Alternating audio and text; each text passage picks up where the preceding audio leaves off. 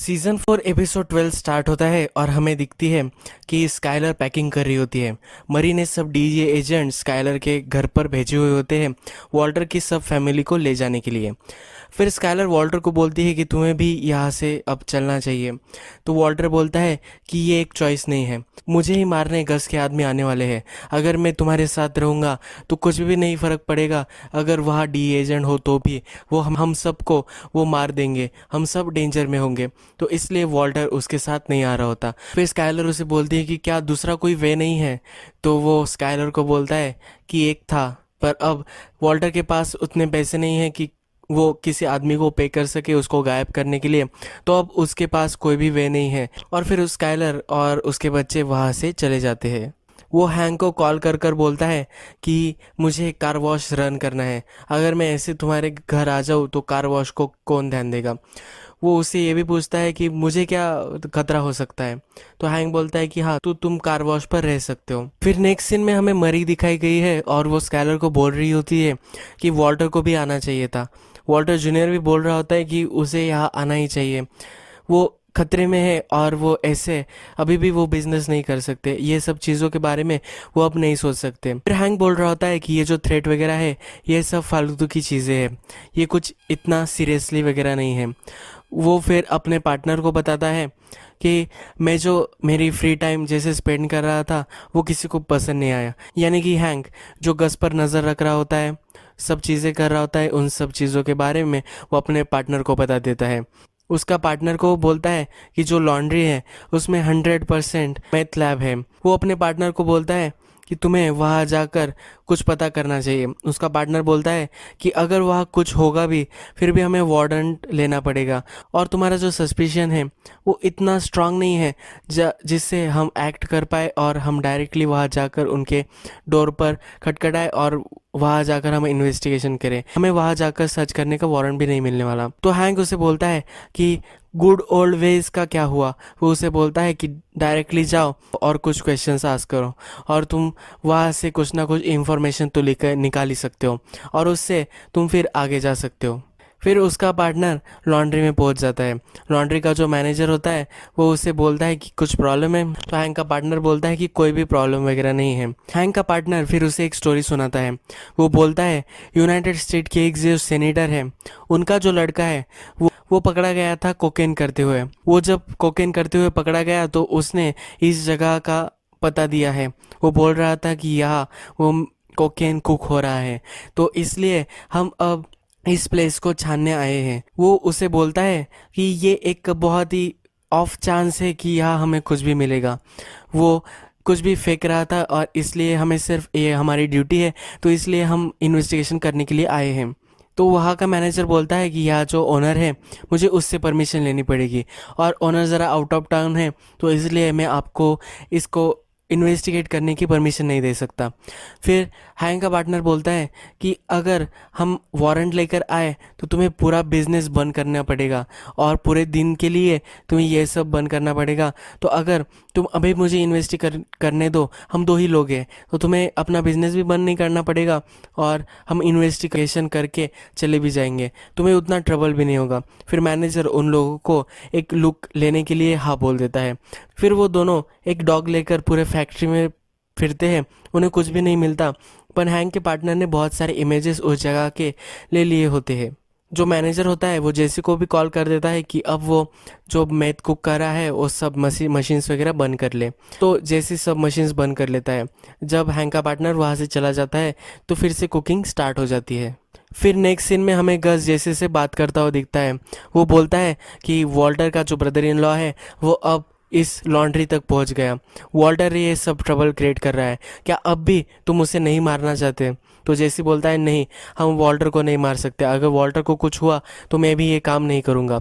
जेसी अब भी उसके डिसीजन पर फर्म रहता है। जेसी वॉल्टर को कॉल कर रहा होता है पर वॉल्टर उसका फ़ोन नहीं उठाता। फिर उसको पता चलता है कि सॉल ने उसके फ़ोन पर बहुत सारे मैसेज छोड़े हुए होते हैं। सॉल उसे अपने ऑफिस में आने के लिए बोलता है। जब जैसे सॉल के पास आता है तो सॉल का जो सिक्योरिटी गार्ड होता है वो उसके पॉकेट्स वगैरह चेक करता है। फिर सॉल उसे अंदर आने के लिए बोलता है, उसके सिक्योरिटी गार्ड को बोलता है कि तुम्हें जैसी को चेक करने की कोई भी ज़रूरत नहीं है। जब जैसे अंदर आता है तो सॉल सब पैकिंग कर रहा होता है। सॉल उसको बोलता है कि तुम्हारे जो सब पैसे हैं वो मैं तुम्हें देना चाहता हूँ। गस अब वॉल्टर को मारने वाला है और मैं भी डेंजर में हूँ, तो मैं यहाँ से भाग जाने वाला हूँ। तो तुम्हारे पैसे मुझे देने थे, इसलिए मैंने तुम्हें यहाँ बुलवाया है। वो उसे ये भी बताता है कि गस ने वॉल्टर की सब फैमिली को मारने की धमकी दी है और वो सब अब पुलिस के प्रोटेक्शन में है। जैसी जब नाइट में अपने घर पर होता है तो उसे एंड्रिया को कॉल आता है। जो ब्रॉक, एंड्रिया का जो सन होता है ब्रॉक, वो हॉस्पिटल में होता है। जब वो हॉस्पिटल पहुंचता है तो एंड्रिया उसे बताती है कि सुबह तो वो ठीक था, वो हंसता खेलता था, पर अचानक उसे कुछ हो गया और वो अब हॉस्पिटल में होता है। जब जेसी बाहर आता है और उसकी सिगरेट निकालता है तब उसे पता चलता है कि जो राइसिन था, जो वॉल्टर ने उसे दिया था गस को मारने के लिए, वो जिस सिगरेट में उसने रखा था अब वो गायब है। जेसी बहुत ही डर जाता है और फिर वो डायरेक्टली जाकर एंड्रिया को बताता है। वो बोलता है कि तुम्हें डॉक्टर को बताना चाहिए कि जो पॉइजनिंग हुई है वो राइसिन की वजह से हुई है। वो उसे एक्सप्लेन नहीं करता और वहाँ से फिर वो चला जाता है। वॉल्टर घर में बहुत ही पैरानाइड होकर बैठा हुआ होता है। फिर जेसी वहाँ आता है। वॉल्टर जेसी को सब बताता है कि कैसे गस ने उसे थ्रेटन किया है कि उसकी सब फैमिली को गस मार देगा। वॉल्टर जेसी को ये भी बोलता है कि गस अब किसी को भेजेगा और मुझे मार देगा। फिर जेसी वॉल्टर पर गन तानता है और बोलता है कि तुमने जो किया है वो बहुत ही गलत किया है, यानी कि ब्रॉक को पॉइजन वॉल्टर ने ही दिया, ऐसा वो फिगर आउट उसने किया होता है। वो बोलता है कि जब मैं सॉल के पास गया था मुझे उसके सिक्योरिटी गार्ड ने चेक किया था, वही उसने वो पॉइजन मुझसे ले लिया और ब्रॉक को उसने पॉइजन कर दिया होगा। वॉल्टर बोलता है कि मुझे इस तरह की कोई भी आइडिया नहीं है। तुम्हें लगता है कि मैं ये सब कर सकता हूँ, मुझे बच्चों को मारना अच्छा नहीं लगता। फिर वो उसे बोलता है कि क्या तुम किसी को जानते हो कि जिसको कुछ भी प्रॉब्लम नहीं होती बच्चों को मारने के लिए।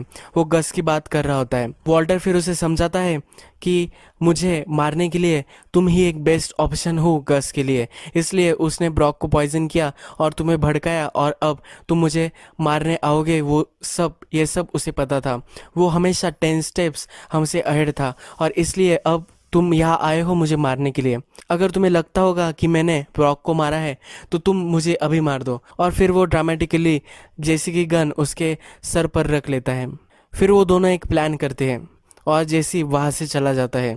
जेसी जब फिर से हॉस्पिटल में आता है तो उसको नर्सेस वगैरह होती है, वो ब्रॉक को मिलने नहीं दे रही होती। एंड्रिया भी उसे अंदर नहीं आने देती। फिर वो रात हॉस्पिटल में ही बिताता है एक काउच पर बैठे हुए। फिर नेक्स्ट दिन गस का आदमी उसे आकर बोलता है कि मैंने बैच नई स्टार्ट कर दी है मैथ कुक करने के लिए, तो अब तुम्हें चलना चाहिए, मैथ कुक करना चाहिए। तो जैसे उसे बोलता है कि नहीं, मैं जब तक ब्रॉक ठीक नहीं हो जाता तब तक मैं कोई भी मैथ कुक नहीं करने वाला। वो उसे जाने के लिए बोलता है। वो उसे जब ज़बरदस्ती करता है तो जैसे तमाशा खड़ा कर देता है और फिर गस का आदमी वहाँ से चला जाता है। जब वॉल्टर घर में होता है, as according to the plan, Walter एक बॉम्ब बना रहा होता है। जो बॉम्ब वो बनाता है वो अब वर्क भी कर रहा होता है। जेसी से मिलने फिर से गस का आदमी आता है और बोलता है कि अब तुम्हें गस मिलने आया है। गस उसे आकर बोलता है कि मैं यहाँ बिजनेस रन कर रहा हूँ, तो मुझे एक कोटा चाहिए होता है मेरे बिजनेस को सक्सेसफुली रन करने के लिए। पर जैसे उसे बोलता है कि ये एक मेरा फैमिली प्रॉब्लम है और मैं अभी कुक करने ही नहीं वाला। वो फर्म होता है। तो गस उसे बोलता है कि जो बैच हमने अब स्टार्ट की है वो अभी 100% रूइंड है ना।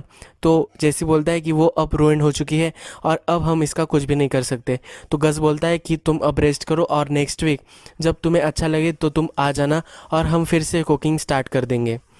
गस जब पार्किंग लॉट में जाता है और अपनी गाड़ी को देखता है तो फिर उसे कुछ शक हो जाता है। वॉल्टर ने उसकी गाड़ी में एक बॉम्ब रखा हुआ होता है और इस तरह से वो गस को मारने वाला होता है। ये जेसी और वॉल्टर का एक प्लान होता है। पर गस को अब शक हो गया है तो वो बाहर सब देखता है कि कोई उस पर नज़र रख रहा है या नहीं। फिर गस वहाँ से चला जाता है। गस वो रिस्क लेने के लिए रेडी नहीं होता। वॉल्टर भी नेक्स्ट बिल्डिंग से ही गस को देख रहा होता है। यही ये एपिसोड ख़त्म हो जाता है।